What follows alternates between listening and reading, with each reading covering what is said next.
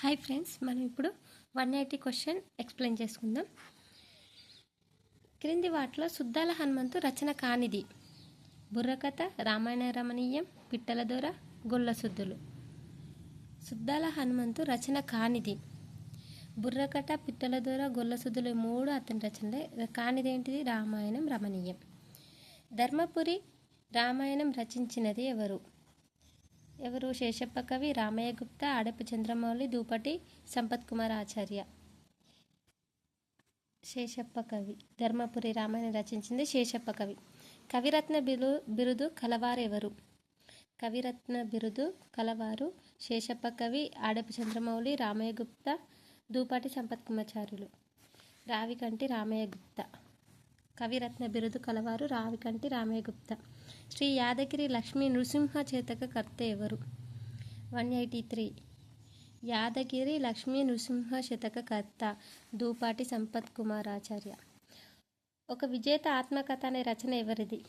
ఇది అందరికీ తెలుసు. ఒక విజేత ఆత్మకథ ఏపీజే అబ్దుల్ కలాం. ప్రేరణ అనే పాఠ్యాంశం ఏ ప్రక్రియకి చెందింది?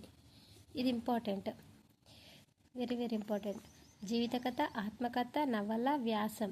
ప్రేరణ అనే పాఠ్యాంశం అబ్దుల్ కలాం గురించి చెప్తుంది. అదేంటిది? ఆత్మకథన, జీవిత కథన, నవలన, వ్యాసమా? ఆత్మకథ. అభినందన అను పాఠం ఏ ప్రక్రియకు చెందింది? అభినందన పాఠం గేయానికి చెందింది.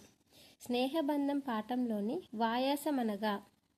వాయాసం ఇంపార్టెంట్ ఇది. స్నేహబంధం పాఠంలో వాయాసం అనగా కాకి. తెలంగాణ పదజాలంలో సున్నితమైన హాస్యంతో సాగే శైలి ఎవరిది? సున్నితమైన హాస్యంతో సాగే శైలి ఎవరిది? కృష్ణమూర్తి యాదవ్, కొరవి గోపరాజు, పల్ల దుర్గయ్య, ఆడపు చంద్రమౌళి. పల్ల దుర్గయ్య. వర్షం లెసన్. తెలంగాణ పదజాలంలో సున్నితమైన హాస్యం ఎవరిదంటే పల్ల దుర్గయ్య. Next question. దూపాటి ఏ శతకానికి సంబంధించినవాడు? దూర్జటి ఏ శతకానికి సంబంధించినవాడు?